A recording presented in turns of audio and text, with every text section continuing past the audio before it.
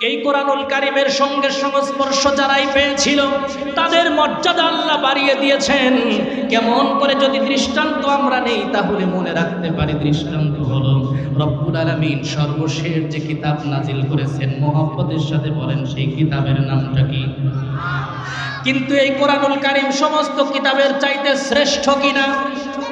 সবচেয়ে শ্রেষ্ঠ, অথচ আসলো কখন? শুরুতে না শেষে? শেষে আসার পরেও কেন এটা শ্রেষ্ঠ? আপনারা যদি বোঝার জন্য একটু চেষ্টা করেন তাহলে খেয়াল করি, আমি আপনি যখন পৃথিবীতে কোনো মাহফিল সাজাই প্রধান বক্তার নাম পোস্টারের আগে লিখে দেই, কিন্তু মাহফিলের সর্বশেষ তুলে দেই কাকে? সবাই বলেন কাকে? প্রধান বক্তাকে। শুধু তাই নয়, আল্লাহ রাব্বুল আলামিন এই কোরআনুল কারীমকে শ্রেষ্ঠত্ব দান করেছেন। আল্লাহ তাআলা শুরুতেই এটা আনবেন না, কারণ শ্রেষ্ঠ জিনিসের মর্যাদা আমার আল্লাহ সর্বশেষ দেখাবেন। এই জন্য রাব্বুল আলামিন কালামে পাককে সর্বশেষ এনেছেন। সর্বশেষ আসলে কি হবে? মর্যাদা হবে সবার উপরে। কথা কোন ঠিক কিনা? আল্লাহর নবী পৃথিবীতে এসেছেন সর্বশেষ, কিন্তু আল্লাহর নবীর মর্যাদা হবে সমস্ত নবী রাসূলদের উপরে।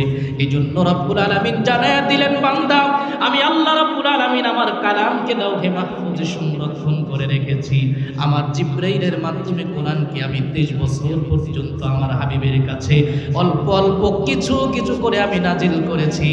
আমার এই কোরআনের সঙ্গে জিবরাইলের সংস্পর্শে লাগার কারণে কোটি কোটি ফেরেশতা পৃথিবীতে আমি আল্লাহ নাজিল করেছি। সমস্ত ফেরেশতার মধ্যে কোরআনের সংস্পর্শকারী জিবরাইলের দাম জোরে বলেন কম না বেশি? ও মুসলমানেরা, গভীর মনোযোগ দেন, একটা তথ্য আপনাদেরকে দেই। আসমানের মধ্যে একটা মসজিদ আছে, আল্লাহ পাকের মসজিদ। সেই মসজিদের নাম হচ্ছে বাইতুল মামুর। জোরে বলেন মসজিদের নাম কি? বাইতুল মামুর। এই মসজিদকে প্রতিদিন 70,000 ফেরেশতা তওয়াফ করে। জোরে বলেন কত হাজার? 70,000 ফেরেশতা তওয়াফ করে। আল্লাহ নবী সাল্লাল্লাহু আলাইহি সাল্লাম হাদিসের মধ্যে ফরমান, একজন ফেরেশতা যখন বাইতুল মামুর তওয়াফ করবে চিরদিন আর কোনোদিন বাইতুল মামুর তওয়াফের সুযোগ তার থাকবে না। একটু খেয়াল করেন, হাজার হাজার কোটি কোটি বছর আগে আমার আল্লাহ বাইতুল মামুর সৃষ্টি করেছেন। আবার সেই দিন থেকে ফেরেশতারা সেই বাইতুল মামুরকে তওয়াফ করতেছে। শুরুর দিন যেই ফেরেশতা তওয়াফ করেছে সে কিয়ামত পর্যন্ত আর কোনোদিন বাইতুল মামুর তওয়াফ করতে পারবে না। একটু খেয়াল করে দেখেন, প্রতিদিন যদি 70,000 ফেরেশতা যদি সেই বাইতুল মামুরকে তওয়াফ করে তাহলে কত কোটি কোটি বছর চলে গেছে। এক ফেরেশতা দ্বিতীয়বার বাইতুল মামুর তওয়াফ করার সুযোগ পায় নাই। তাহলে কি পরিমাণ ফেরেশতা আমার আল্লাহ সৃষ্টি করেছেন, এর হিসাব কি করার মতো পৃথিবীতে কোনো ক্যালকুলেটর, কোনো কম্পিউটার আছে নাকি? এত পরিমাণ ফেরেশতা আমার আল্লাহ সৃষ্টি করেছেন। সমস্ত ফেরেশতারা প্রতিদিন বাইতুল মামুরকে তওয়াফ করে, কিন্তু দ্বিতীয়বার সুযোগ নাই। কিয়ামত পর্যন্ত এত পরিমাণে ফেরেশতা আমার আল্লাহ সৃষ্টি করবেন। সমস্ত ফেরেশতাদের মধ্য থেকে 4 জন ফেরেশতা সব চাইতে বেশি দামি। একটু আওয়াজ দিয়ে বলতে হবে সুবহানাল্লাহ। জোরে বলেন কয়জন ফেরেশতা দামি? আরো জোরে বলতে হবে কয়জন? 4 জন ফেরেশতা দামি। 1 নাম্বার হযরতে জিবরাইল, 2 নাম্বার হযরতে মিকাইল, 3 নাম্বার হযরতে আজরাইল, 4 নাম্বার হযরতে ইসরাফিল। এই 4 জন ফেরেশতা কোটি কোটি ফেরেশতার মধ্যে দামি। শুধু তাই নয়, এই 4 জন সম্মানিত ফেরেশতার মধ্য থেকে একজন ফেরেশতা আমার আল্লাহর কাছে সবচাইতে দামি। সেই ফেরেশতার নাম হচ্ছে হযরতে জিবরাইল। চিৎকার মেরে বলেন সুবহানাল্লাহ। আমার ভাইয়েরা, তাহলে একজনের দাম সবচেয়ে বেশি হলো কিসের জন্য বলেন তো? কিসের জন্য? কথা বলে না, বোঝেন নাই? কিসের জন্য? কোরআনের সঙ্গে সংস্পর্শ পাওয়ার জন্য, কোরআনের সঙ্গে সম্পর্ক থাকার কারণে। কারণ জিবরাইল আমিন এই কোরআনকে বহন করেছেন, অন্য কোনো ফেরেশতা বহন করেন নাই। তাই হযরতে জিবরাইল আমিনের দাম পৃথিবীতে সমস্ত ফেরেশতাদের চাইতে দাম বেড়ে গেছে। জোরে বলুন সুবহানাল্লাহ। এবার আসেন, পৃথিবীতে লক্ষ লক্ষ আল্লাহর পক্ষ থেকে পয়গাম্বর পৃথিবীতে নাজিল হয়েছে। সমস্ত পয়গাম্বরের মধ্যে শ্রেষ্ঠ পয়গাম্বরের নামটা একটু মুহাব্বতের সাথে বলেন, মুহাম্মাদুর রাসূলুল্লাহ সাল্লাল্লাহু আলাইহি ওয়াসাল্লাম। কেন তার দাম বেড়ে গেল? কারণ হলো আল্লাহর কালাম, এই কালামের সংস্পর্শ হযরত মুহাম্মদ সাল্লাল্লাহু আলাইহি ওয়াসাল্লামের সঙ্গে লেগেছে। তাই তো মুহাম্মদ সাল্লাল্লাহু আলাইহি ওয়াসাল্লামের দাম সমস্ত পয়গম্বরের চাইতে বেড়ে গেছে। জোরে বলুন সুবহানাল্লাহ। এই পৃথিবীতে আল্লাহ তাআলা অসংখ্য 104 খানা কিতাব নাজিল করেছেন। জোরে বলেন কতটি কিতাব? 104টি কিতাব। তার মধ্য থেকে সবচাইতে দামি কিতাব হলো 4টা। বলেন কয়টা? এই 4টা কিতাব, এই 4টা কিতাবকে কিতাব বলা হয়, বাকি 100টিকে সহিফা বলা হয়, মানে ছোট কিতাব। আর এই 4টা বড় কিতাবের মর্যাদা বেশি। তার মধ্যে 4টা কিতাবের নাম হচ্ছে তাওরাত, 2 নাম্বার জাবুর, 3 নাম্বার ইনজিল, 4 নাম্বার হলো কোরআন মাজিদ। একটু আওয়াজ দিয়ে বলেন সুবহানাল্লাহ। খুব গভীর মনোযোগ দেন, খেয়াল করেন মুসলমান। তাহলে 4 কিতাবের দাম বেশি, এই জন্য 4 জন নবীর দামও বেশি। সুবহানাল্লাহ বলেন। লক্ষ লক্ষ নবীদের মধ্যে 4 জন নবীর দাম বেশি। তাওরাত কিতাব নাজিল হয়েছিল হযরতে দাউদ আলাইহিস সালামের উপরে। ইনজিল কিতাব নাজিল হয়েছিল ঈসা আলাইহিস সালাতু ওয়াস সালামের উপরে। জাবুর কিতাব নাজিল হয়েছিল হযরতে দাউদ আলাইহিস সালামের উপরে। তাওরাত কিতাব নাজিল হয়েছিল মুসা আলাইহিস সালামের উপরে। আর সর্বশেষ কোরআন মাজিদ নাজিল হয়েছে আমার আপনার নবী, দো জাহানের বাদশা, কুল কায়নাতের বাদশা, আহকামুল হাকিমিন রব্বুল আলামিনের দেওয়া শ্রেষ্ঠ মানব রাহমাতুল লিল আলামিনের উপর। জোরে কোন সুবহানাল্লাহ। এই 4 জন নবীর মধ্যে শ্রেষ্ঠ নবী আমাদের নবী। 4টা কিতাবের মধ্যে শ্রেষ্ঠ কিতাব আমাদের কিতাব। আল্লাহু আকবার। সমস্ত কিতাবের মধ্যে কখনো পূর্ণাঙ্গতা উল্লেখ করা হয় নাই। সর্বশেষ কিতাবের ভেতরে আল্লাহ তাআলা এই দিনকে পরিপূর্ণ করার ঘোষণা দিয়েছেন, আল ইয়াউমা আকমালতু লাকুম দীনাকুম ওয়া আতমামতু আলাইকুম নি'মাতি ওয়া রাদিতু লাকুমুল ইসলাম দীনা। আল্লাহ রাব্বুল আলামিন এই কোরআন পরিপূর্ণতার ওয়াদা আল্লাহ দিয়েছেন, ইসলাম পরিপূর্ণতার ঘোষণা আল্লাহ কোরআনে দিয়েছেন, অন্য কোনো কিতাবে দেয় নাই। তাওরাত কিতাবের অনুসারীরা বলেছিল, আহারে এই আয়াত যদি আমাদের জন্য নাজিল হয়ে যেত, এই দিনটাকে আমরা ঈদের দিন বানিয়ে ফেলতাম। আল্লাহু আকবার। আল্লাহ রাব্বুল আলামিন জানিয়ে দিলেন, না না, তোমাদের কারো উপরে পূর্ণাঙ্গ কিতাবের, পূর্ণাঙ্গ ঈমানের, পূর্ণাঙ্গ দ্বীনের কোনো আয়াত নাজিল হবে না। আমার নবীর জন্য এটা বরাদ্দ করে রেখেছি, আর আমার শেষ নবীর উম্মতের জন্য বরাদ্দ করেছি। জোরে কোন সুবহানাল্লাহ। আর একটু আওয়াজ দিয়ে বলতে হবে সুবহানাল্লাহ। এবার আর একটু আপনাদের কাছে জানতে চাই, আমাদের এই সময়ের মধ্যে মাস আছে কয়টা? আরো জোরে। 12টি মাস। 12টি মাসের মধ্যে আল্লাহর কাছে 4টি মাস সবচাইতে দামি মাস। 4টি মাসের সম্মান আল্লাহর কাছে বেশি। জোরে বলেন কয়টি মাস? 1 নাম্বার জিলকদ, 2 নাম্বার জিলহাজ, 3 নাম্বার মুহররম, 4 নাম্বার হচ্ছে রজব। আমার ভাইরা 4 মাসকে আল্লাহ দামি বানিয়েছেন। আবার আল্লাহ রাব্বুল আলামিন 12 মাসের মধ্যে 1 মাসকে সবচাইতে সম্মানিত আমার আল্লাহ করেছেন। ও মুসলমান, আল্লাহ রাব্বুল আলামিন সেই মাসের নাম বলেছেন মাহে রমজান। চিৎকার মেরে বলেন সুবহানাল্লাহ। কারণ কি রমজানের দাম কেন বেড়ে গেল? আল্লাহ রাব্বুল আলামিন বলেন, শাহরু রমাদানাল্লাযী উনজিলা ফীহিল কুরআন।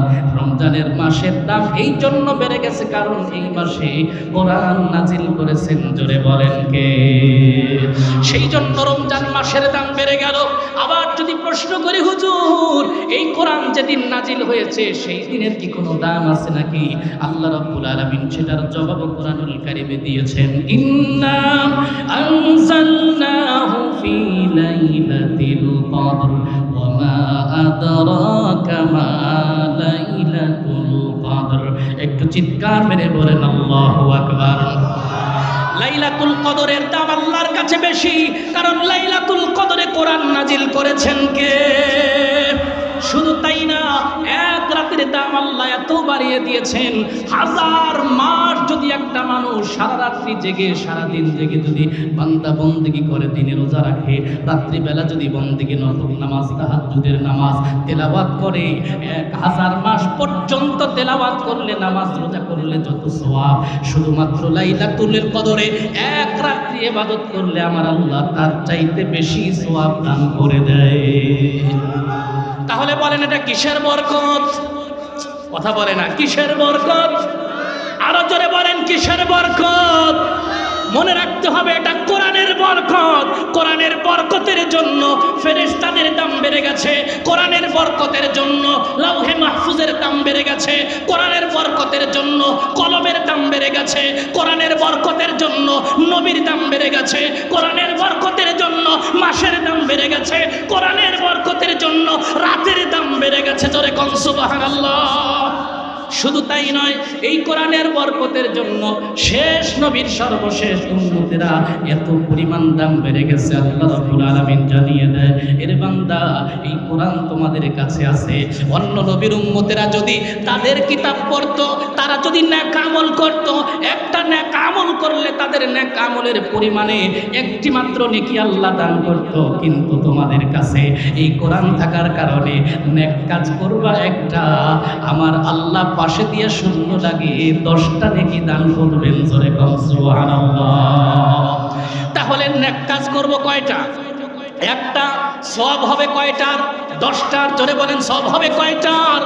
10টার সওয়াব আমার আল্লাহ দিয়ে দিবেন। শুধু তাই নয়, 10 থেকে 700 গুণ পর্যন্ত আমার আল্লাহ বাড়ায় দিবে। অন্য কিছুর সংস্পর্শ না, অন্য কিছুর বরকত না। জোরে বলেন বরকতটা কিসে? এবার আসেন আমরা তেলাওয়াত করি। ওয়া নুনাজ্জিলু মিনাল কুরআনি মা হুয়া শিফাউন ওয়া রাহমাতুল লিল মুমিনিন। আল্লাহ রাব্বুল আলামিন বলেন, হে পৃথিবীর মানুষেরা শোনো, এমন একটি কিতাব তোমাদের কাছে নাজিল করেছি।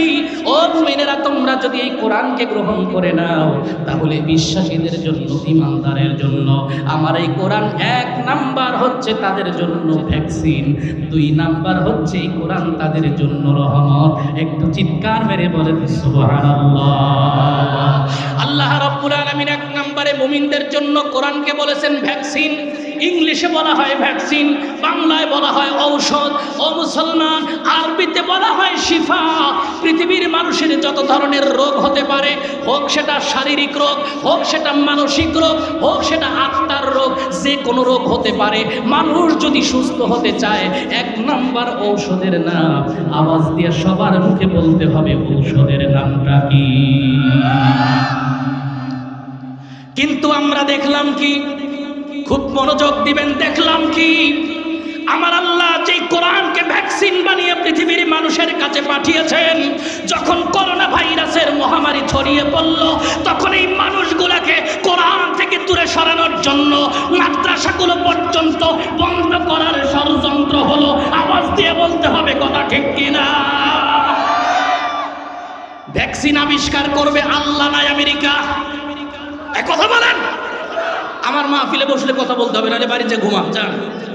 এখানে থাকলে কথা বলতে হবে, ঠিক কিনা? আমি কোরআনের বাহিরে কোনো কথা বলবো না। কোরআনের মাদ্রাসার মাহফিল। এই জমিনে আল্লাহর কোরআন আল্লাহ পাঠিয়েছে মানুষের জন্য, মানুষের উপকারের জন্য। মানুষ উপকার না পেয়ে ক্ষতিগ্রস্ত হচ্ছে কেন? মানুষের শান্তির জন্য কোরআন এসেছে। শান্তি না পেয়ে অশান্তির দাবানল ঘরে ঘরে দাও দাও করে চলছে কেন?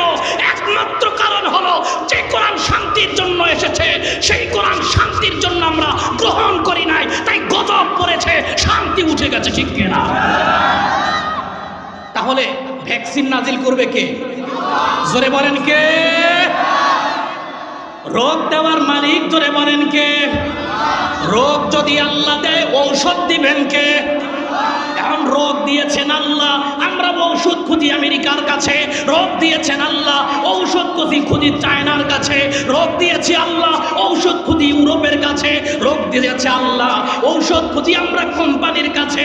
আল্লাহ বলে, কোম্পানির কাছে যখন মাথা নত করেছ, আমেরিকার টিকার কাছে মাথা নত করেছ, চায়নার টিকার কাছে মাথা নত করেছ, আমি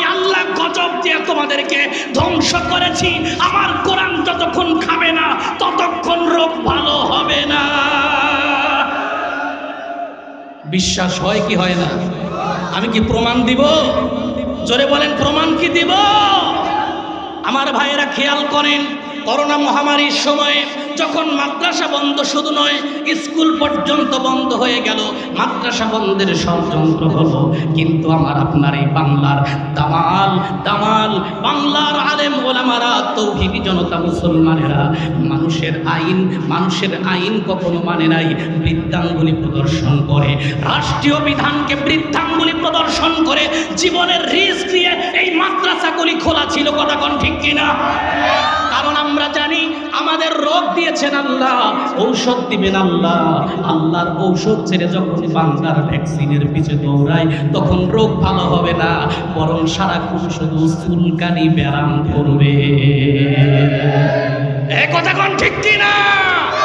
সেই জামানায় যারা করোনার টিকা নিয়েছিল, বর্তমানে তারা অ্যালার্জি রোগে ভুগতেছে। কথা কন না কেন? আমার আপনার মুসলমানেরা খেয়াল করেন, যেই মাদ্রাসাগুলো খোলা ছিল, কোরআনে কারিমের তাহাজ্জুদের নামাজ যখন রাত্রিবেলা পড়েছে, তাহাজ্জুদের মধ্যে কোরআন তেলাওয়াত করেছে, রাত্রি জেগে জেগে কোরআন পড়েছে। এই জাতির মধ্য থেকে মহামারী দূর করার জন্য যেই মানুষগুলো রাত্রি জেগে আল্লাহর কাছে ফরিয়াদ করেছে, তারা অন্য কেহ নয়, এই সারিয়া ইসলামিয়া মাদ্রাসার ছাত্ররাই। কথা কোন ঠিক কিনা? জাতির দুর্দিনে কোনো বেনাম নেতাকে সামনে পাওয়া যায় না, জাতির দুর্দিনে কোরআনওয়ালা আলেম ওলামাই পাশে থাকে। ঠিক কিনা? মিথ্যা না সত্য? জোরে কোন? অনেক ডাক্তারকে আমরা দেখেছি যারা চাকরিতে যাবে না করোনার ভয়ে, রোগীর যদি ভ্যাকসিন দেয়, রোগীর যদি সেবা করে, তাহলে ডাক্তারকে যদি করোনায় ধরে ফেলে, সেই জন্য ডাক্তাররা পর্যন্ত পালিয়েছে। কথা বলেন। কিন্তু জাতির রাহবার ওলামায়ে কেরাম জাতিকে ছেড়ে কখনো, ও মুসলমানেরা, 4-5টা মাস লাগায় কখনো ঘরের কোনায় ঢোকে নাই, ও মুসলমানেরা গ্লাসের বক্সের ভেতরে কখনো ঢোকে নাই। এই জাতির ওলামায়ে কেরাম ময়দানে অসুস্থ ব্যক্তিদেরকে তারাই দেখাশোনা করেছে। কথা কোন ঠিক কিনা? ঢাকার হাসপাতালে একটা ছিল আলেমদের সংগঠন মারকাজুল ইসলামী, তাদেরকে আপনারা টেলিভিশনে দেখেছেন কিভাবে জীবনের রিস্ক নিয়ে তারা করোনার রোগীদেরকে টেনেছেন। করোনায় যারা মারা গেছেন তাদেরকে দাফন কাফনের ব্যবস্থা করেছেন। সন্তান মারা গেছে, ও মুসলমান সন্তান মারা গেছে, বাবার কাছে টেলিফোন করেছে, বাবা তোমার সন্তানটা করোনায় মারা গেছে, একটুখানি তুমি এসে একটু সন্তানের জানাজাটা দিয়ে যাও। বাপ বলে অসম্ভব, ওই করোনার সামনে আমি উপস্থিত হতে পারবো না। বাবা সন্তানকে ভুলে গেছে, বাবা মারা গেছে, সন্তানকে টেলিফোন করা হয়েছে, বাবা পর্যন্ত আসে নাই, সন্তান পর্যন্ত পিতার লাশটাকে কবরে নামাবে দূরের কথা, জানাজাটা করার জন্য আসে নাই। একটু আওয়াজ দিয়ে বলেন কথা ঠিক কিনা? ও মুসলমানেরা, কিছু নেতা বলছিল তখন, আমরা করোনার চেয়ে শক্তিশালী। এ কথা ঠিক কিনা? ওই নেতা গ্লাসের বক্সের ভিতরে ঢুকছে, 4-5টা মাস্ক পরছে, মাথার উপর দিয়ে জালি পড়ছে, সব পরেও বলতেছে আমি করোনার চেয়ে শক্তিশালী। বেচারা কথা বলতে গেলে পিছনের চামড়া ভাঁজ হয়ে আসে, কথা বলতে পারে না, ও নাকি করোনার চেয়ে শক্তিশালী। এ কথা কন? এত বড় শক্তিশালী সিপাই ঢুকে আসো কেন? জনগণের সেবায় মাঠে নামনি কেন? তোমরা বলেছো আমরা ভ্যাকসিন এনেছি, ও ভ্যাকসিন এনেছো, এনে তামাশা করেছো, নিজে ইনজেকশন পুশ। আপনারা মিডিয়ায় অনেকে দেখেছেন, এক নেতা ইনজেকশন নিবে করোনার ভ্যাকসিন, তো নার্সকে বলতেছে এই ভিডিও করো, এদিক দিয়ে নার্স তুমি ইনজেকশন পুশ করো। নার্স এসে এখানে এইভাবে চামড়াটা ধরেছে, আর ইনজেকশন এমনি উপরের দিক থেকে এমনি রেখেছে, কিন্তু ক্যামেরায় তো সব ধরা পড়ে গেছে। নেতাজি আর ভ্যাকসিন নিল না, এমনি শুধু একটা নাটক সাজায়া মিডিয়া ছেড়ে দিল। হঠাৎ করে দেখা গেল যে ইনজেকশনের সেই সুইটা তার চামড়ার সাথে স্পর্শই করে নাই। যখন দেখা গেল, নেতারে জিজ্ঞেস করলো ইনজেকশন কেমন লাগে, কেমন করে ইনজেকশন দিলে কিছু বুঝতেই পারলাম না। কথা কন? ওই নেতারা ইনজেকশন নেয় নাই বাংলার জনগণকে হত্যা করার জন্য। বাংলার 18 কোটি মুসলমানের কলিজার ভেতর ইনজেকশন পুশ করে অ্যালার্জি রোগী বানিয়ে তারা পালিয়ে গেছে। কথা কোন ঠিক কিনা? ওদের কি আরো বাংলাদেশে জায়গা দেওয়া যাবে? জোরে বলো, যাবে? আলেমদেরকে বানিয়েছিল জঙ্গি। আমি বলি নয়, আলেমরা কখনো জঙ্গি নয়, আলেমরাই এই বাংলাদেশের সঙ্গী। এ কথা কোন ঠিক কিনা? জঙ্গি বলে যারা মুখে সেই কুলু বেটেছিলে, তোমরাই প্রকৃত জঙ্গি প্রমাণ হয়ে গেছে। আয়নাঘর সৃষ্টিকারী তোমরা, বাংলার প্রতিটা মানুষের ঘরে ঘরে জুলুম নির্যাতন স্টিমরোলার ঢুকিয়ে দিয়েছিলে তোমরা। আর তোমরা নিজেদেরকে দাবি করেছিলে সোনার ছেলে, আর আমার মাদ্রাসাগুলো বলেছিলে জঙ্গির কারখানা। জঙ্গির কারখানা কোথায়?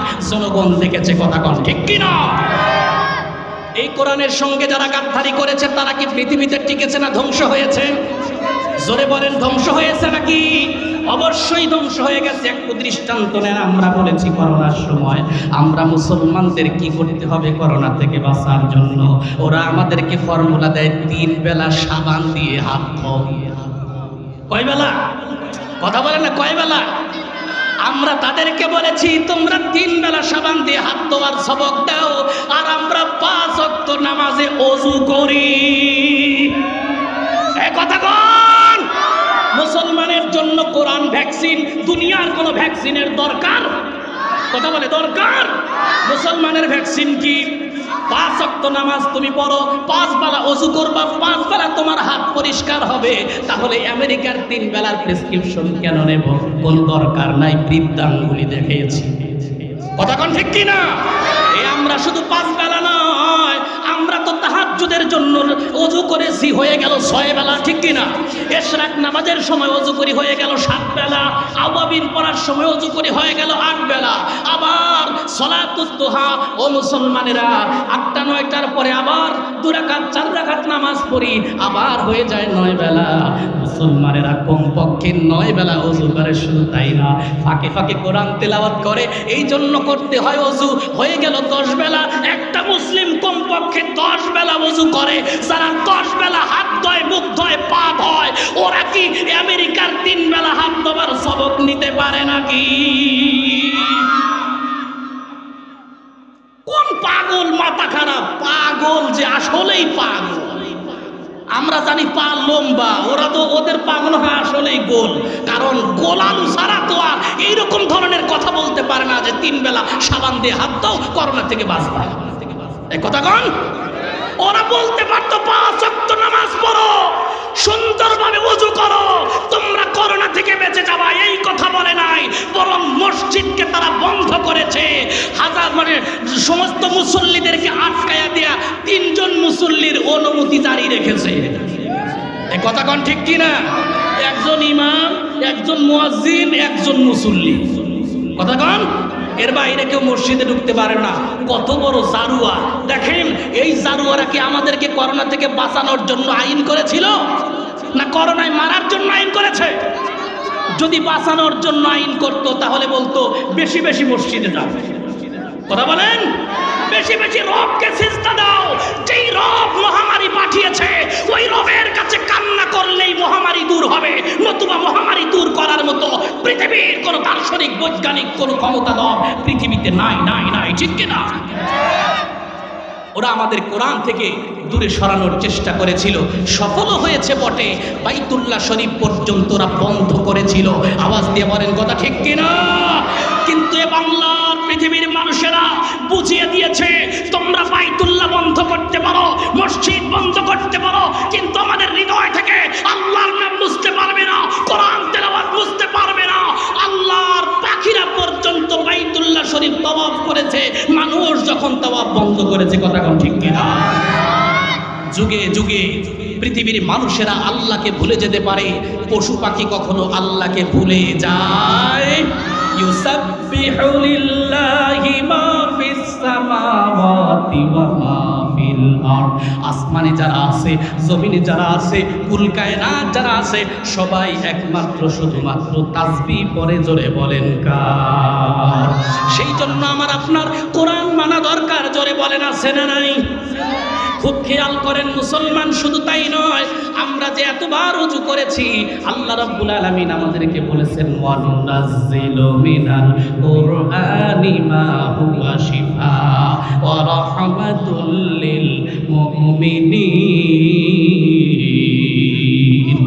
এই কোরআন আমাদের ভ্যাকসিন, এই কোরআন আমাদের রহমত। শুধু ঔষধ থাকলেই রোগ ভালো হবে এমন না, আল্লাহর পক্ষ থেকে রহমত থাকা দরকার। জোরে করা আছে না নাই? সেই জন্য আল্লাহ রাব্বুল আলামিন আমাদেরকে দেখাচ্ছেন, বাংলাদেশটা ছোট্ট দেশ, এই দেশে ভালো কোনো ডাক্তার নাই, ভালো কোনো ইঞ্জিনিয়ার নাই। ও মুসলমানেরা সারা বিশ্ব বলেছিল বাংলাদেশটা খুব দ্রুত গতিতে নষ্ট হয়ে যাবে, ধ্বংস হয়ে যাবে। সাথে দেশে নাই, সেই দেশের মানুষ নিরাপদ আছে।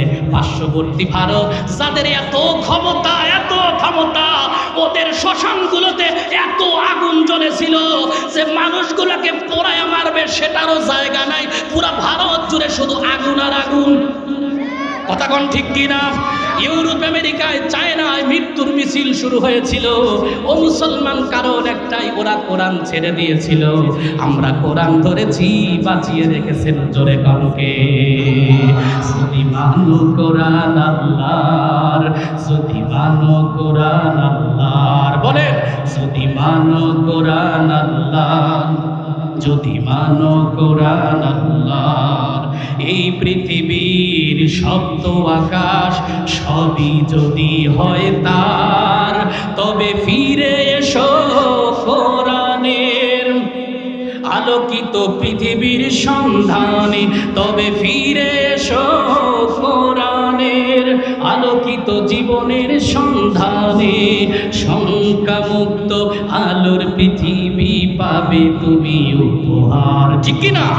যদি মানো কোরআন আল্লাহর, বলেন যদি মানো কোরআন আল্লাহর, যদি মানো কোরআন আল্লাহর, যদি মানো কোরআন আল্লাহর। যতই বাধা আসুক তবে আলোর পথেই তুমি চলবে। জালিমের হুঙ্কার পারবে না তোমাকে পরাজিত করতে। ঠিক কিনা? যতই বাধা আসুক তোমার, কোরআনের পথেই তুমি চলবে। জালিমের হুঙ্কার পারবে না তোমাকে পরাজিত করতে। যদি মানো জীবন আল্লাহর, এই জীবনে কায়েম হবে শুধুই আদেশ যে তার। ঠিক কিনা? তবে ফিরে এসো কোরআনের আলোকিত জীবনের সন্ধানে। শঙ্কামুক্ত আলোর পৃথিবী পাবে তুমি উপহার। যদি মানো কোরআন আল্লাহর, যদি মানো কোরআন আল্লাহর। ভালো লাগে না? বুঝি না? একটু বলেন না, যদি মানো কোরআন আল্লাহর, যদি মানো কোরআন আল্লাহর। কোরআন ছাড়া এই পৃথিবী শান্তিময় হবে না। শান্তিময় পৃথিবী করতে কোরআন আসল ঠিকানা। ঠিক কিনা? যদি মানো জমিন আল্লাহর, এই জমিনে কায়েম হবে শুধুই বিধান যে তার। তবে ফিরে এসো কোরআনের আলোকিত জীবনের সন্ধানে। শঙ্কামুক্ত আলোর পৃথিবী পাবে তুমি উপহার। যদি মানো কোরআন আল্লাহর, যদি মানো কোরআন আল্লাহর, যদি মানো কোরআন আল্লাহর, যদি মানো কোরআন আল্লাহর। ঠিক কিনা আমার ভাইয়েরা? তাহলে আল্লাহর কোরআন ছাড়া পৃথিবীতে কখনো শান্তি পাওয়া যাবে? এবার আসেন, আল্লাহ রাব্বুল আলামিন কোরআনুল কারীমে বলেন, ওমান আ'রাদা আন যিকরি ফাইন্না লাহু মাঈশাতান দুনকা ওয়া নাহশুরুহু ইয়াওমাল কিয়ামাতি আ'মা। চিৎকার মেরে বলেন আল্লাহু আকবার। আল্লাহ রাব্বুল আলামিন বলেন, যেই সমস্ত মানুষগুলো আমার কোরআন থেকে বিমুখ হবে, যে মানুষগুলো আমার কোরআনের মাদ্রাসা থেকে বিমুখ হবে, যে সমস্ত মানুষগুলো আমার কোরআনের আলেম থেকে যারা বিমুখ হবে, আল্লাহ রাব্বুল আলামিন বলেন ওই মানুষগুলোর দুনিয়ার জীবনটাকে আমি আল্লাহ সংকীর্ণ বানায়া দিব। চিৎকার মেরে বলেন নাউযুবিল্লাহ। আর আওয়াজ দিয়ে বলেন নাউযুবিল্লাহ। কারণের অবস্থা তো আমরা শুনেছি, এত পরিমাণ সম্পদের মালিক ছিল। কোরআনে আল্লাহ বলেছেন এত পরিমাণে সম্পদের মালিক ছিল, সম্পদের যত গোডাউন ছিল সেই গোডাউনের যে দরজা ছিল, দরজায় যে তালা লাগাতো সেই তালার চাবিগুলো শুধু বহন করত। বহু শক্তিশালী মানুষের প্রয়োজন হতো, বহু উটের প্রয়োজন হতো। কি পরিমাণ শক্তিশালী ছিল, কত সম্পদের মালিক ছিল, কিন্তু কোরআন না মানার কারণে, মুসাকে না মানার কারণে, ইসলামকে না মানার কারণে ওই কারণ তার সমস্ত সম্পদ সহ ধ্বংস করে দিয়েছেন। জোরে বলেন কে? আরো জোরে বলেন কে? ফেরাউনের মতো বড় কোনো বাদশাও ছিল কিনা? ফেরাউন এত বড় বাদশা ছিল, ওই ফেরাউন যখন মুসার বিরুদ্ধে চলে গেছে, আমার ভাইরা আওয়াজ দিয়ে বলেন, ফেরাউনের রাজপ্রাসাদ আছে না গেছে? কথা বলেন। নমরুদ ইব্রাহিম আলাইহিস সালাতু ওয়াস সালামের সঙ্গে যখন বার্গেনিং করেছে, আল্লাহর ইসলামের বিরুদ্ধে গিয়েছে, নবীর বিরুদ্ধে গিয়েছে, আওয়াজ দিয়ে বলতে হবে নমরুদ আছে না গেছে? আমার নবী, আপনার নবী মুহাম্মদ রাসূলুল্লাহ সাল্লাল্লাহু আলাইহি ওয়াসাল্লাম তিনি কোরআনের দাওয়াত দিয়েছেন, আবু জেহেল বিরোধিতা করেছেন। আবু জেহেল বিরোধিতা করলো যখন, পৃথিবী থেকে ধ্বংস হলো তখন। এখন আবু জেহেলও নাই, ক্ষমতাও নাই। আবু জেহেলের উত্তরসূরিরাও যখন পৃথিবীতে থাকে, আর মুহাম্মাদের কর্মীরা যখন পৃথিবীতে থাকে, মুহাম্মাদের কর্মী বলে মূর্তি বানায়ও না, বাপের মূর্তি হোক, স্বামীর মূর্তি হোক, মূর্তি হটাও। আমাদের জাতির পিতা মূর্তি হটিয়েছেন, যারা মূর্তি হটায় নাই আবু জেহেলের মতো ধ্বংস করে দিয়েছেন কে? সুতরাং যুগে যুগে এই কোরআন অবমাননার শাস্তি, ধ্বংস আমাদের চোখে জোরে বলেন ভাসমান আছে না নাই? এবার আসেন, আল্লাহ বলেন তাদের জীবনকে হায়াতকে আল্লাহ সংকীর্ণ করে দিবেন যারা কোরআন থেকে মুখ ফিরে আনিবে। বলেন যারা কোরআন থেকে, জোরে বলেন যারা কোরআন থেকে মুখ ফিরে নিবে, তাদের জীবন সংকীর্ণ হবে। কি হবে বলেন? সংকীর্ণ হবে। আমার কথা না আল্লাহর কথা। আল্লাহ বলেন মাঈশাতান দনকা, এরপরে বলে দুনিয়ার জীবন তো সংকীর্ণ হবে, দুনিয়ায় কোথাও জায়গা পাবা না। এতদিন বলতা এই দেশটাই আমার, এই দেশটা আমার বাপের, এই দেশটা আমার ভাতারের, এই দেশটাই আমার খালুর, এই দেশটা আমার মামুর। এখন দেশে জায়গা দূরের কথা, বিদেশেও যায় শান্তি নাই। কথা কোন ঠিক কিনা? এই জন্য দুনিয়ার জীবন সংকীর্ণ। ওরা দুনিয়াতেও শান্তি পাবে না, শান্তি পাবে না। আল্লাহর কথা কোনো সন্দেহ। 2 নাম্বার, আখিরাতে ওরা অন্ধ হবে। অন্ধ কি হবে বলেন? আল্লাহ বলছেন অনাহাশুরুহু ইয়াউমাল কিয়ামাতি আ'মা, কিয়ামতের ময়দানে ওরা অন্ধ হয়ে উঠবে। সেদিন আল্লাহর দরবারে সেই মানুষগুলো ফরিয়াদ করবে আর বলবে, আল্লাহ গো, ক্বালা রাব্বি লিমা হাশারতানি আ'মা, ও আল্লাহ আজকে কিয়ামতের দিন আমাদেরকে অন্ধ করে কেন উঠালেন? আল্লাহ রাব্বুল আলামিন তাদেরকে বলবে, ওয়াকাদ কুনতু বাসীরা, মানুষগুলো বলবে, আল্লাহ আমরা তো চোখ ছিল, আমরা চোখে দেখতাম, আজকে কেন অন্ধ হয়ে গেলাম? আল্লাহ বলবে, ক্বালা কাযালিকা আতাতকা আয়াতুনা ফানাসিতাহা, তোমরা দুনিয়ার জমিনে আমি আল্লাহকে ভুলে গিয়েছিলে, আমার কোরআনকে ভুলে গিয়েছিলে।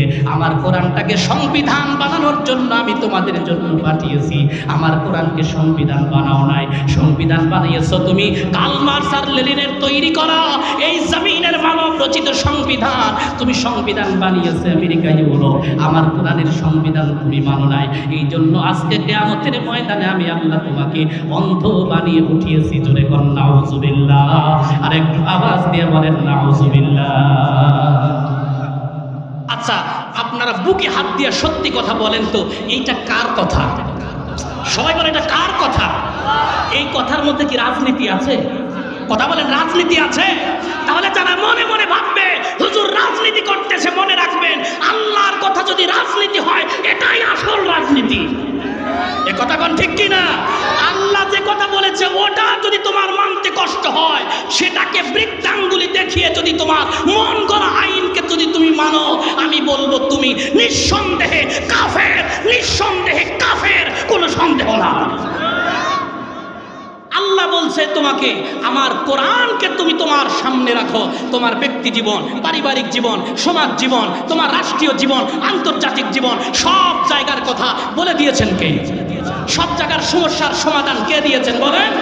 যে সব জায়গার সমস্যা হলে সমাধান যদি কোরআনে থাকে, তাহলে এই কোরআনকে বাদ দিয়ে নিজের মতো সংবিধান কেন বানাও? এজন্যই তো তোমার সমস্যা। আমি ছোট্ট একটা উদাহরণ যদি আপনাদেরকে দেই, আপনাদের এলাকায় শ্যালো মেশিন আছে, জোরে বলেন আছে না নাই? এই শ্যালো মেশিনের কি বলে, শ্যালো মেশিনের প্রয়োগকারী, শ্যালো মেশিন তৈরিকারী ব্যক্তি, এই শ্যালো মেশিনের সৃষ্টিকর্তার নাম হলো মিস্টার অটো। সেই ব্যক্তি বলছে, সে যখন মেশিন তৈরি করেছে, মেশিন যখন তৈরি করেছে সাথে সাথে একটা বইও লিখেছে, ক্যাটালগ বই। অর্থাৎ মেশিন যদি তুমি কেনো, আমার বই অনুসরণ করে এই মেশিন তোমাকে চালাতে হবে। যদি চালাও তাহলে মেশিন তোমাকে উপকার দিবে। আর যদি আমার কিতাবকে, এই মেশিনের জন্য যে সংবিধান আমি দিয়েছি, এই সংবিধান যদি তুমি না মানো, বলেন তো মেশিন কি উপকার দিবে? জোরে বলেন। ক্যাটালগ বইয়ের মধ্যে লেখা আছে, এই ট্যাঙ্কিতে পানি দাও, ওই ট্যাঙ্কিতে তেল দাও, ঠিক কিনা? পিছনের ট্যাঙ্কিতে পানি, সামনের ট্যাঙ্কিতে তেল, আবার নিচের ট্যাঙ্কিতে মোবিল, এইভাবে করে করে বিভিন্ন জায়গা আছে। এবার আপনি যদি বলেন না না, এই মেশিনের সৃষ্টিকর্তার বইয়ের আইন মানি না, নিজের মন মতো আইন তৈরি করব। সে যদি বলে তেলের জায়গায় আমি পানি ঢালবো, পানির জায়গায় তেল ঢালবো, মোবিলের জায়গায় কেরোসিন ঢালবো, বলেন দেখি কোশ্চিনকালেও মেশিন তারপরও উপকার দিবে নাকি? শুধু তাই নয়, এবার যখন উল্টাপাল্টা সব কিছু দিয়া, এইবার যখন মেশিনের পিছনের কান ধরছে, কান বোঝেন তো, মানে মেশিনের চাবি, মেশিনের কি চাবি ধরেছে, এবার সামনে দিক দিয়ে আর একটা ছিদ্র আছে, ওই ছিদ্রের মধ্যে হ্যান্ডেল ঢুকে আছে, হ্যান্ডেল ঢুকায়া এবার কান ধইরা যখন ঘুরানি মারে, এবার প্রথমে ভাবতেছে আরে এই মেশিনের সৃষ্টিকর্তা বলেছে এই ছিদ্রের মধ্যে হ্যান্ডেল দিতে হবে আর পিছনের কান গলা দিতে হবে। ও যদি বলে আমার আইন হচ্ছে এই হ্যান্ডেল দিয়ে আমি চাবি ধরবো আর ওই ছিদ্রের মধ্যে আমি এমনি এমনি হাত দিয়ে ঘুরাবো, কোশ্চিনকালেও কোনোদিন মেশিন স্টার্ট করার উপায় আছে নাকি? এবার যদি উল্টা চেষ্টা করে, তাহলে মাঝে মাঝে মেশিন উল্টা স্টার্ট ধরে। কথা কোন? উল্টা স্টার্ট ধরে ক্ষান্ত হয় না, চাপার দাঁত যে কয়টা ছিল ওই কয়টা চাপার দাঁতও ভাঙিয়ে দেয়। এ কথা কোন? এ জমিনের মানুষ শোনো, পৃথিবীর মানুষের সৃষ্টিকর্তা, মেশিনের সৃষ্টিকর্তা যেই বই লিখেছে, সেই বইয়ের অসম্মান করে, সেই বইয়ের অনুসরণ না করে যদি তুমি মেশিন স্টার্ট দিতে চাও, উল্টা স্টার্ট করে তোমার চাপার দাঁত ভেঙে যেতে পারে। আল্লাহর কোরআন তোমার এই 3.5 হাত পরিচালনার জন্য যে কোরআন আল্লাহ লিখে দিয়েছেন, এই সংবিধান বাদ দিয়া নিজের মন মতো সংবিধান দিয়ে যদি তোমার দেহ চালাও, ব্যক্তি জীবন, সমাজ জীবন, পারিবারিক জীবন, আন্তর্জাতিক জীবন, রাষ্ট্রীয় জীবন চালাও, উল্টা মেশিনে স্টার্ট করে তোমার চাপার দাঁত না, কোমর সুত্তা ভেঙে দিল্লি গিয়ে বসতে পারো। ঠিক কিনা জোরে কও? মাগার তোমার উপকার দেবে না, লাভ দিবে না, কারণ এই কোরআনের ফর্মুলা দিয়ে তোমার এই 3.5 হাত বডি মেশিন তুমি চালাও নাই, উল্টা স্টার্ট করে তোমার জীবন ধ্বংস করে দিতে পারে। আওয়াজ দিয়ে বলেন কথা ঠিক কিনা? অশান্তির আগুন তোমার পরিবারে জ্বলবে, তোমার সংসারে জ্বলবে, সন্তান কথা শুনবে না। তাহলে বোঝা গেল আল্লাহ যে বিধান দিয়েছেন সেই বিধানটাই আমাদের মানা দরকার আছে না নাই? শুধু কি মসজিদে যায় কোরআন পড়ব শেষ? শুধু বাড়ির কোনায়, শুধু ঘরের কোনায় কোরআন পড়ব শেষ? না, এই কোরআন শুধু ঘরের কোনায় পড়ার জন্য আল্লাহ দেননি। এই কোরআন দিয়েছেন আমার জীবনের ছোট্ট থেকে ছোট্ট কাজ করতে গেলেও আমার কোরআন সুন্নাহ ফলো করা লাগবে, বড় থেকে বড় কাজ করতে গেলেও কোরআন সুন্নাহ ফলো করা দরকার আছে না নাই? এবার আমি কোরআন সুন্নাহ 2টা শব্দ ব্যবহার করেছি, জোরে বলেন কয়টা? 2টা। শুধু কোরআন মানলে হবে না, জোরে বলেন, শুধু কোরআন মানলে হবে না, আবার শুধু হাদিস মানলে হবে না, আমাদের মানতে হবে 2টা। জোরে বলেন কয়টা?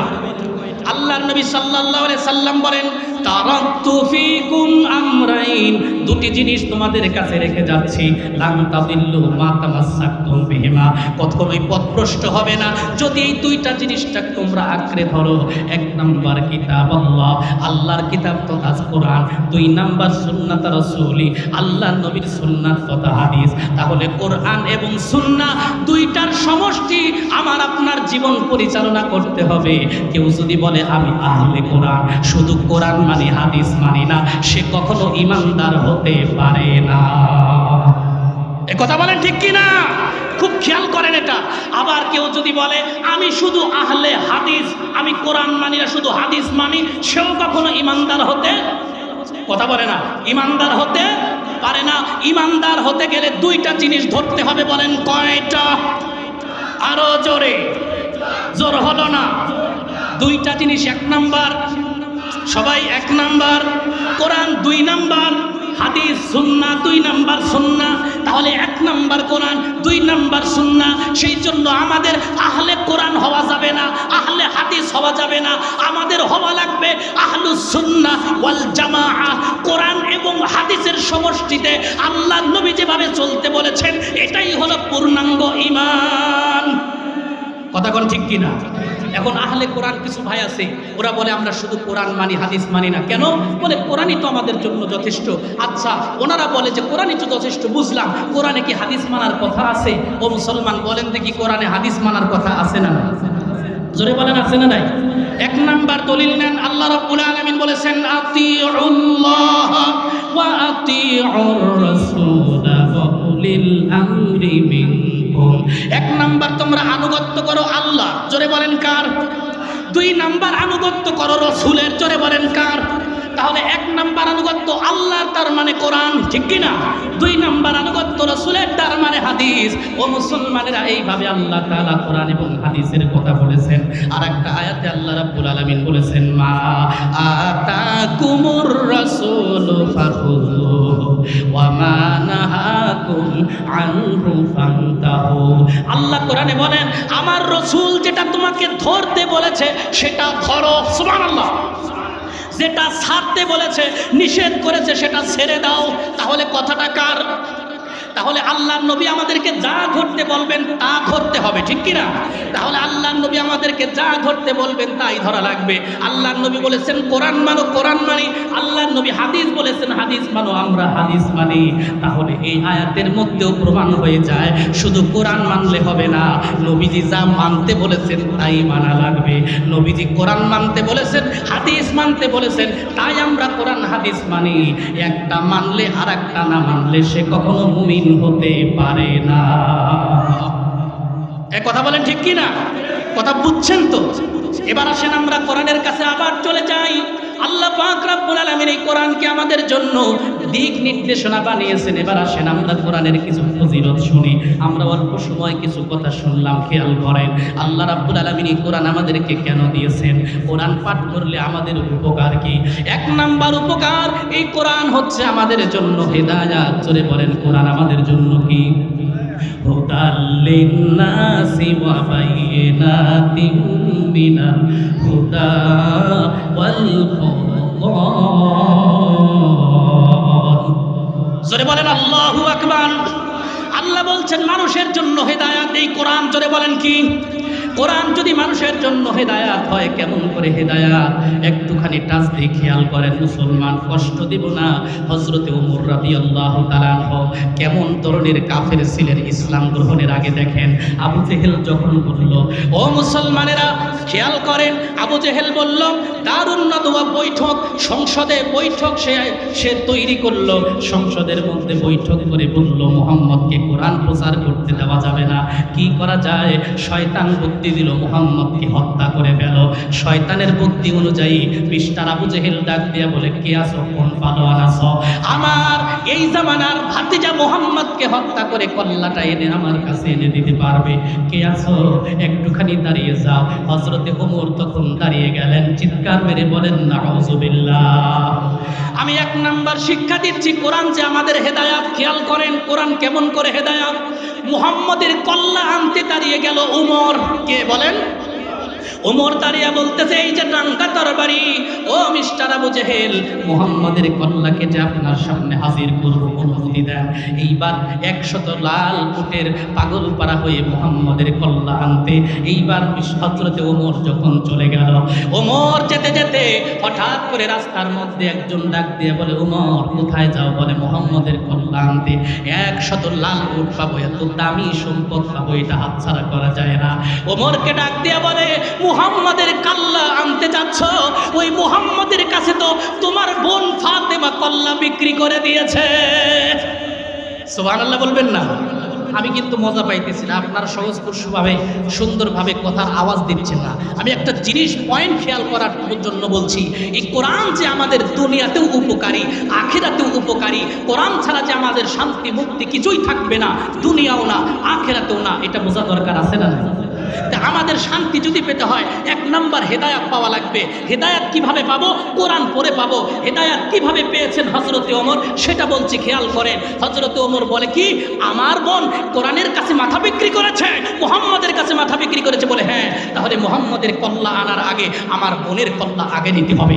যদি কোন নাউজুবিল্লাহ, একদম বোনের বাড়ির সামনে, দরজার সামনে হাজির হয়ে শোনেন, মিটিমিটি করে কি সুন্দর সুমধুর কণ্ঠে আওয়াজ ভেসে আসে, তাহা মা আনজালনা আলাইকাল কুরআনা লিতাশকা। একটু চিৎকার মেরে বলেন আল্লাহু আকবার। হযরতে ওমর প্রথমে দরজা ধাক্কা দিয়ে খুলে অগ্নিপতিকে এবারে মারা শুরু করলেন, আঘাত শুরু করলেন। ফাতেমা যখন তাকে বাঁচাতে আসলো, তখন নিজের বোনকে রক্তাক্ত করে ফেললেন। হঠাৎ করে নিজের বোনের গা থেকে যখন রক্ত ঝরে ঝরে পড়ে, হাজার হলেও তো নিজের আপন বোন। কেন জানি মুসলমানেরা, ওমরের দিলটা কেন জানি ভেঙে যাচ্ছে। হারে, বোনের আপন বোনের রক্ত শরীর থেকে ঝরে না, না হতে পারে না। ডাক দিয়া বলে, বোন রে, কি করতেছিলি, একটুখানি আমার হাতে দে। বলে, তুমি গোসল করে আসো। কাগজের টুকরা হাতে দেওয়া হলো। যখন ওমর এই তাহা মা আনজালনা আলাইকাল কুরআনা লিতাশকা, আল্লাহ বলছেন, শোনো হে নবী, আমি আপনাকে কোরআন নাজিল করেছি কষ্ট দেওয়ার জন্য নাজিল করি নাই, বরং যারা ভয় প্রদর্শন করে তাদের উপকারের জন্য আমি কোরআন নাজিল করেছি। শুধু তাই নয়, এইভাবে যখন যেতে যেতে আল্লাহ রাব্বুল আলামিনের কোরআনের সেই আয়াতে কারিমার মধ্যে হযরতে ওমর পৌঁছে গেল, ইন্নানি আনাল্লাহ, নিশ্চয়ই আমি হচ্ছি আল্লাহ। সুতরাং তোমরা দুনিয়ার লা ইলাহা ইল্লা আনা ফা'বুদনি, দুনিয়ার কোন ইলাহের ইবাদত করো না, তার সত্য আর গোলামি করো, আমি আল্লাহ। এই আয়াত পড়ার সাথে সাথে হযরত ওমরের চোখের থেকে পানিগুলো মুক্তার দানার মতো ঝরঝর করে পড়ছে। হযরত ওমর এই কোরআন পড়ার সাথে সাথে কলিজার ভেতরে হেদায়েতের নূর জারি করে দিয়েছেন কে? হযরতে ওমর আল্লাহর হাবিবের কাছে গিয়া তরবারি পায়ের সামনে ফেলে দিয়া বললেন, ওগো আল্লাহর নবী, দুনিয়ার 100 লাল উট সম্পদের আশায় আপনার কল্লা আনতে এনেছিলাম, দুনিয়ার সম্পদের দরকার নাই, আমার কল্লা আপনার কাছে দিয়ে গেলাম, কারণ হেদায়েত কেউ দিতে পারে না, হেদায়েত দিয়েছেন জোরে বলেন কে? এই কোরআন পড়ার কারণে হেদায়েত পেয়ে গেল। এবার খেয়াল করেন, তাহলে হেদায়েত যদি পেতে হয় কোরআনের দরকার আছে না নাই? টেন্ডারবাজি, চাঁদাবাজি আর দুর্নীতিবাজ থেকে যদি সন্তানকে বাঁচাতে হয়, জিনা থেকে যদি সন্তানকে বাঁচাতে হয়, পিতামাতার অবাধ্য হওয়া থেকে যদি সন্তানকে ভালো মানুষ বানাতে হয়, কোরআন পড়ানোর দরকার জোরে বলেন আছে না নাই? তাহলে সন্তান হেদায়াত হয়ে যাবে। এই জন্য যে পিতামাতা পৃথিবীতে আছেন, খেয়াল করেন, অনেক সন্তান আছে গাঁজা কিনে খাবে, মায়ের কাছে টাকা চায়, টাকা না দিলে নিজের মাকে পর্যন্ত মারে, আছে না নাই? সিগারেট কেনার জন্য বাবার কাছে টাকা চায়, না দিলে বাবার ঘাড়ের ওপরে পা তুলে বসে, এমন কুসন্তান সমাজে আছে না নাই? ও মুসলমান, কোরআনের মাদ্রাসায় দিয়ে দাও, তোমার সন্তান যদি কোরআন পড়ে হেদায়াত হয়ে যাবে। হেদায়াত হলে কি হবে? বান্দা যদি কোরআনুল কারীমকে শোনে তাহলে কি হবে? আল্লাহ নবী সাল্লাল্লাহু আলাইহি সাল্লাম আরেকটি হাদিসের মধ্যে বলেন, হযরতে আব্দুল্লাহ ইবনে মাসউদ রাদিয়াল্লাহু তাআলা আনহু কে বলছিলেন, হযরতে আব্দুল্লাহ বিন মাসউদ রাদিয়াল্লাহু তাআলা আনহু নবীজির সামনে আসলেন। নবীজি বললেন, আব্দুল্লাহ ইবনে মাসউদ, তুমি আমার সামনে ইকরা আলাইয়াল কুরআন, আমার সামনে তুমি কোরআন তেলাওয়াত করো। আল্লাহর নবীর সাহাবী আব্দুল্লাহ বিন মাসউদ বলে, ইয়া রাসূলুল্লাহ, কোরআন আপনার উপরে নাজিল হয়েছে, অথচ আপনার সামনে আমি কোরআন পড়ব, কেমন দেখা যায়? নবীজি বললেন, ইন্নী উহিব্বুকা, আমি ভালোবাসি, আসমাউ লাহু, আমি ভালোবাসি কোন ব্যক্তি যদি ইকরাউল কোরআন, কোরআন যদি আমার সামনে তেলাওয়াত করে, অন্যের জবান থেকে কোরআন তেলাওয়াত শুনতে আমার বড় ভালো লাগে। চিৎকার মেরে বলেন সুবহানাল্লাহ। একটু খেয়াল করেন, আমার মূল আলোচনা সামনে আছে, উঠে যাচ্ছেন যদি, জানি উঠবেন এখন, কারণ হলো বেশি না, 1:45 বেজে গেছে, পার হয়ে গেছে, এখন আমাদের ঘুমের সময়, ঠিক কি না? এই জন্য মাহফিল যখন আমরা শুরু করি চেষ্টা করা প্রধান মেহমানকে 10টার ভিতরে দিয়ে দেওয়া, তাহলে কিছু কথা বলা যায়, ঠিক কি না? এই মাত্র 45 মিনিট কথায় আমাদের কিছুই বুঝে আসলো না, কিন্তু আমাদের ঘুম ধরে গেছে। অথচ কোরআনের তাফসীর তো এত সুন্দর যে কোরআনের তাফসীর শুনলে একটা মানুষ প্রকৃত ঈমানদার হয়, দুনিয়া আখিরাতের শান্তি সফলতা কামিয়াবি অর্জন হয়, ঠিক কি না? একটু খেয়াল করেন ও মুসলমানেরা, খেয়াল করেন, অল্প সময়ের ভেতরে বলে দিচ্ছি। দেখেন আল্লাহর নবী বলে আমার কোরআন শুনতে ভালো লাগে। কোরআন শুনতে কার ভালো লাগে? নবীর ভালো লাগে। জোরে বলেন কার ভালো লাগে? এই যে পৃথিবীতে ছিল যারা কোরআনের মাহফিলকে বন্ধ করেছে, খেয়াল করেছেন কোরআনের মাহফিল চলে, নবী বলে কোরআন শুনতে আমার ভালো লাগে, আর কিছু মানুষ বলে কোরআনের কথা শুনতে আমাদের ভালো লাগে না। এই জন্য তাফসীর মাহফিলে 144 জারি করে, আওয়াজ দিয়ে বলেন আছে না নাই? এই জন্য নবীর উম্মত তারাই যারা কোরআন শোনার জন্য বসে, তারা নবীর উম্মত, ঠিক কি না? যারা কোরআনের ময়দান থেকে উঠে চলে যায় সে কখনো নবীর উম্মত হতে, জোরে বলেন, আরো জোরে বলেন, আমি বলবো। এবার খেয়াল করেন আল্লাহর নবী কোরআন শুনলেন, শোনার পরে আল্লাহর নবীর কাছে যখন আব্দুল্লাহ বিন মাসউদ এই আয়াত তিলাওয়াত করলেন, ফাকাইফা ইযা জিনা মিন কুল্লি উম্মাতিন বিশাহিদ ওয়া জিনা বিকা আলা হাউলাই শাহীদা। আল্লাহু আকবার। অর্থাৎ হে নবী, প্রত্যেক জাতির মধ্য থেকে একজন করে সাক্ষী রাখবো। ও নবী, আপনাকেও তো কিয়ামতের ময়দানে সাক্ষী হিসাবে রাখবো। আল্লাহর নবী যখন এই আয়াত শুনলেন, চোখ দিয়ে দরদর করে পানিগুলো ঝরে পড়ে। আল্লাহর নবী এভাবে আল্লাহর কোরআন শুনে শুনে কান্না করেন। এবার খেয়াল করেন, কোরআন শুনলে কোরআন যেই মজলিসে তেলাওয়াত হয়, সেই মজলিসের মধ্যে আল্লাহর ফেরেশতা নাজিল হয়ে যায়। জোরে কোন সুবহানাল্লাহ। এই দৃষ্টান্ত দিয়ে শেষ করি, খেয়াল করেন, একদিন হযরতে আল্লাহর নবীর একজন সাহাবী, তিনি একদিন রাত্রিবেলা কোরআন তেলাওয়াত করতেছেন। পাশেই 2টা বাচ্চা ঘুমন্ত অবস্থায় কোরআন তেলাওয়াত করে হঠাৎ করে তাকায় দেখে, সে কোরআন তেলাওয়াতের সময় হঠাৎ করে তাকায় দেখে সেখানে কেমন করে জানি তার ঘোড়াটা লাফায়। একটু পাশেই ঘোড়া বাঁধা, ঘোড়াটা লাফাচ্ছে। আবার যখন কোরআন তেলাওয়াত বন্ধ করে দেয়, ওই ঘোড়াটা তখন আর লাফায় না, বন্ধ হয়ে যায়। আবার যখন কোরআন তেলাওয়াত করে, আবার সেই ঘোড়াটা লাফানো শুরু করে। এক পর্যায়ে সেই আল্লাহর নবীর সাহাবী ডাক দিয়া বলে, আমি কোরআনুল কারীমের তেলাওয়াত বন্ধ করলাম, কারণ যদি কোরআন তেলাওয়াত করি আমার ঘোড়া তো বারবার করে লাফাইতেছে।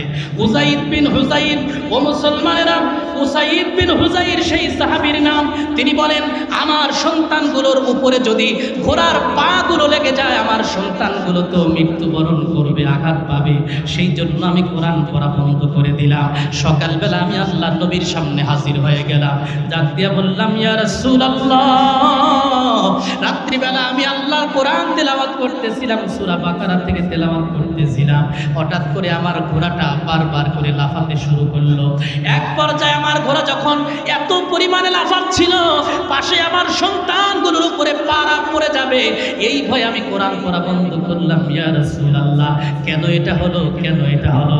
আল্লাহর নবী বললেন, উসাইদ, তুমি যখন কোরআন পড়তেছিলা তোমার ঘোড়া কেন লাফিয়েছিল? কারণ হলো আসমান থেকে আল্লাহর নূরের ফেরেশতারা তখন তোমার কোরআন শোনার জন্য প্রতিযোগিতা লেগেছিল। জোরে কোন সুবহানাল্লাহ।